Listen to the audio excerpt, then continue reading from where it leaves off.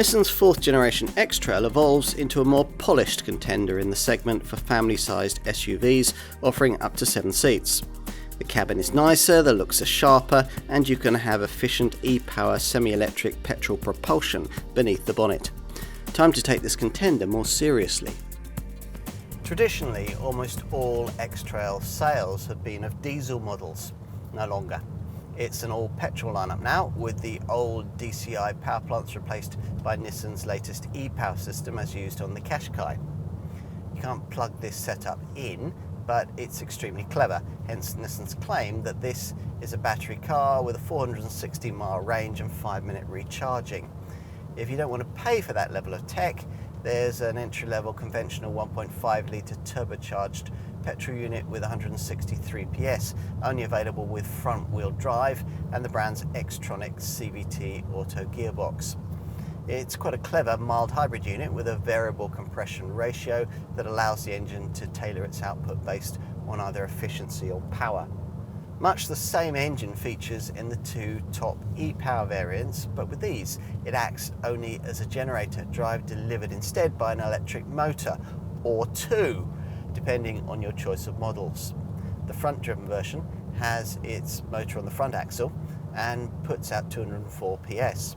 The all-wheel drive variant that we're trying here adds a further electric motor on the rear axle, upping output to 213 PS, offering a 0 to 62 mile an hour potential of 7 seconds and delivering permanent four-wheel drive. This e-Force tech is able to respond to grip changes by altering front to rear torque distribution in less than a thousandth of a second. Plus, with the extra rear motor comes a high-tech brake, vectoring and brake regeneration setup, which is supposed to deliver a more stable ride. The e-Force 7-seat variant we're trying here manages 44.1 miles to the gallon on the combined cycle and up to 148 grams per kilometre of CO2. There's been a bit of a styling switch with this 4th generation X-Trail. Its predecessor merely visually resembled a supersized version of the brand's smaller Qashqai SUV, partly because it also had to replace a previously offered 7-seat plus 2 version of that model. Despite a range of familiar brand styling cues, this Mark IV T33 era X-Trail in contrast is very much its own car and much more chunky SUV than stylized urban jungle crossover.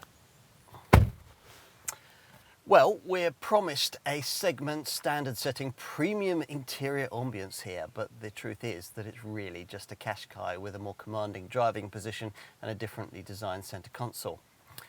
Fortunately, there's nothing really wrong with that, thanks to the step forward in quality the Qashqai has taken in its current 3rd generation J12 series form. As modern interiors tend to be, this one's dominated by infotainment monitors, or at least it will be if you get your X-Trail specified in one of its plusher forms, which see 12.3-inch screens provided for both the instruments and the infotainment.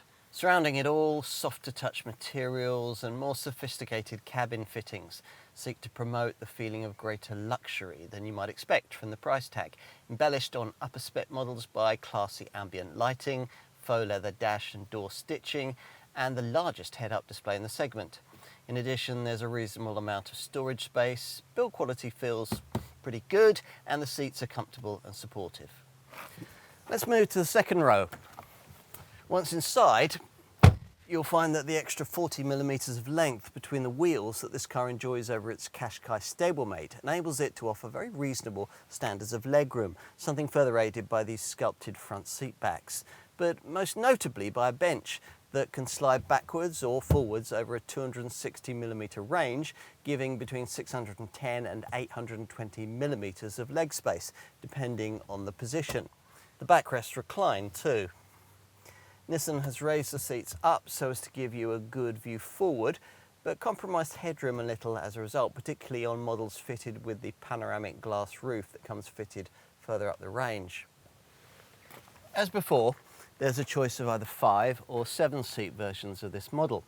Nissan expects that most likely owners will want their X-Trail fitted out with the 3rd seating row we have here. As with most SUVs in this class, these extra pews are really only intended for children or medium-sized adults on short journeys. Nissan says that they're suitable for occupants up to 160 centimetres in height, think around 5 foot 2 inches. As for the boot, well, once this tailgate raises, as you can see, it's got optional power assistance here. 117 litres of room is revealed if you have a 7-seat variant like this one and have all 3 seating rows in place. Now, usually, of course, you'll have these extra pews folded into the floor, in which case 485 litres of room can be freed up. If you've opted for a 5-seat only X-Trail variant, that figure will rise to 575 litres with the e-Power models, or 585 litres with the base mild hybrid variant. If you need more room and have both seating rows folded, a 1,298 litre capacity is possible in this 7-seat model.